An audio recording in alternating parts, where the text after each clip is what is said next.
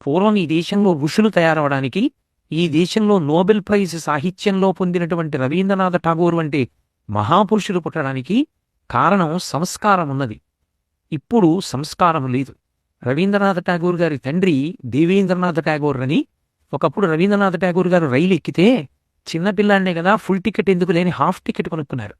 కొనుక్కున్నప్పటికి ఆయన full ticket కొనుక్కోవలసిన AG, కానీ half ticket కొనుక్కుని ట్రావెల్ చేసి తండ్రి దగ్గరికి వెళ్ళారు. వెళ్ళి డబ్బులు ఇచ్చారు. తండ్రి లెక్క చూసుకుని అన్నాడు, ఇంత డబ్బు రాదుగా, ఇంత డబ్బు ఎలా మిగిలిందన్నాడు. నాన్నగారు నేను హాఫ్ టికెట్ కొనుక్కున్నాను. హాఫ్ టికెట్ కొనుక్కుని ట్రైన్లో నన్ను నీ ఏజ్ ఎంత అని అడిగితే, ఏదో 10 ఏళ్ళైతే ఫుల్ టికెట్ కొనుక్కోవాలనుకోండి, 11 ఏళ్ళైనా నేను 9 ఏళ్ళని చెప్పేశాను.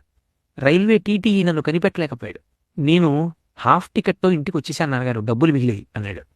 దేవేంద్రనాథ్ ఠాగూర్ ఏమీ మాట్లాడలేదు. ఆయన వెంటనే ఫుల్ టికెట్ కొనుక్కుంటే ఎంత డబ్బు అవుతుందో అది హాఫ్ టికెట్తో ట్రావెల్ చేసి అబద్ధం చెప్పి వచ్చినందుకు కట్టవలసిన పెనాల్టీ ఎంత ఉంటుందో ఆ డబ్బు కలిపి కొడుక్కిచ్చి, చాలా తప్పు, ఇవాళ ప్రభుత్వాన్ని మోసం చేసావు హాఫ్ టికెట్ అని, ఇది అలవాటై రేపు పొద్దున్న ఎవరినైనా మోసం చేస్తావు. నాకు కావలసింది ప్రయోజనకరమైన కొడుకు తప్ప అబద్ధాలు చెప్పి డబ్బు సంపాదించే కొడుకు నాకు అక్కర్లేదు.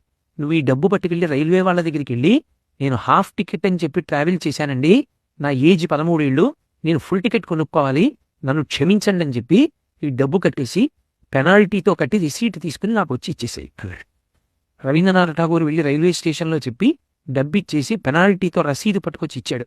ఆనాటి నుంచి రవీంద్రనాథ్ ఠాగూర్ గారి జీవితంలో అబద్ధం చెప్పి రూపాయి సంపాదించడం అన్న మాట ఇంకా ఆయన జీవితంలోకి వెళ్ళలేదు.